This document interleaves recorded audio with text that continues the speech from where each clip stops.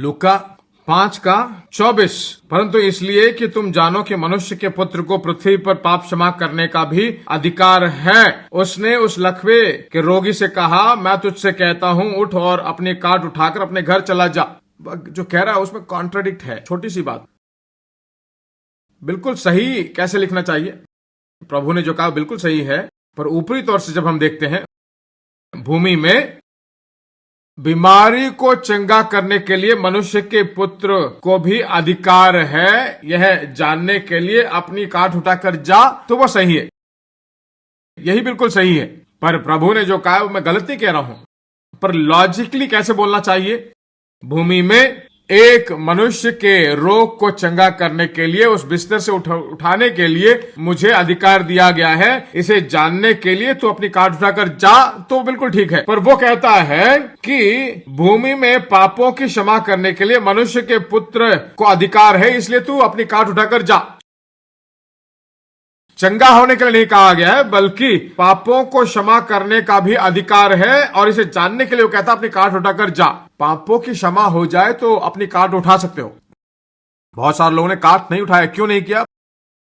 पापों की क्षमा नहीं हुई है। कुछ लोग जो हैं चलते चलते एक अर्थी की तरह रहेंगे, और कुछ लोग देखे ना बहुत गुस्से में रहेंगे, बच्चों से गुस्सा करेंगे, पति से पत्नी से गुस्सा करते रहेंगे, छोटी छोटी बातों को लेकर भी बहुत ही टेंशन होंगे। टेंशन हो रहे हैं तो उनके अंदर कोई ऐसी बात है जो क्षमा नहीं हुई है, अंदर ही अंदर चल रही है। किए हुए पाप या कोई गलतियां परमेश्वर अभी क्षमा नहीं किया है, परमेश्वर और मेरे विरुद्ध में कुछ है, अगर ऐसा समझते हो तो दूसरों पर दबादब गुस्सा आता रहेगा। बच्चों पर गुस्सा आएगा, छोटा सा छोटा गलती कर भी दे तो बच्चों पर चिल्ला उठाओगे। बच्चा समस्या नहीं है, मेरा परिवार समस्या में है, नहीं, सब कुछ ठीक है, भीतर कुछ गलती है। मन में कोई समस्या है जो तुम्हें जीने नहीं दे रहा है। परमेश्वर ने क्षमा किया है कि नहीं, इतने बड़ी पाप मैंने कर दी है, परमेश्वर ने मुझे स्वीकार किया है कि नहीं, कितने बड़े पाप को मैंने परिवार के विरुद्ध में कर दिया है, इतनी बड़ी सोच मैंने कर दी है। यह भीतर ही भीतर तुम्हारे अंदर काम करे तो भीतर भी चंगाई नहीं होगी, बाहर भी चंगाई नहीं होगी। साधारण सी बात नहीं है ये। उन दिनों में जो एक बहन को मैंने देखा, जो अपनी गलती का उनको एहसास ज्यादा हो गया और वो आत्महत्या कर गई।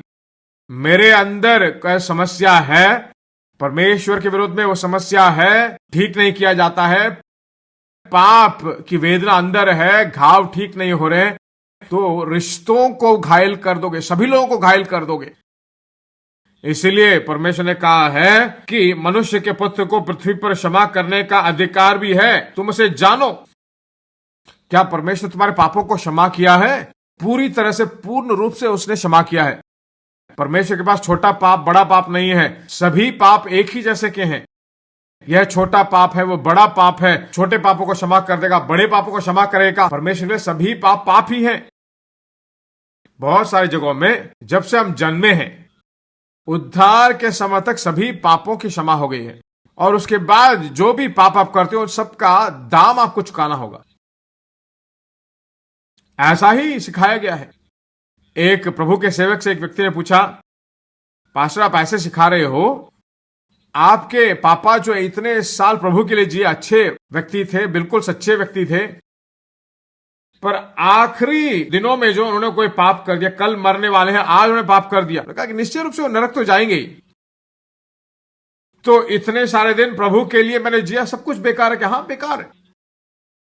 उनके अनुसार क्या है कि जन्म से लेकर प्रभु से मिलने वाले उस दिन तक, भूमि में उद्धार पाने वाले दिन तक मेरे पापों की क्षमा हो गई, उसके बाद मेरे हर एक पापों का दंड है, उसके लिए दाम चुकाना है। ऐसा सोचोगे तो भीतर महसूस नहीं होगी, भावना नहीं होगी, चंगाई नहीं होगी। अंदर ठीक नहीं तो बाहर भी ठीक नहीं, सभी भागों में आशा नहीं रहेगी, निराश हो जाओगे, आशा टूट जाएगी। क्या मेरी जिंदगी में अच्छा होगा, मेरी जिंदगी में बदलाव आएगा, यह भरोसा टूट जाएगा।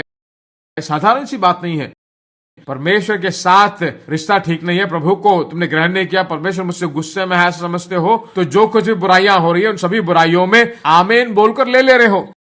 क्योंकि जिसने गलती की है वह जरूर गलती को भोगना पड़ेगा, दंड को भोगना पड़ेगा। जिसने नमक खाया उसको पानी पीना पड़ेगा, दंड को लेना पड़ेगा। परमेश्वर तुम्हारे सभी पापों को क्षमा किया है।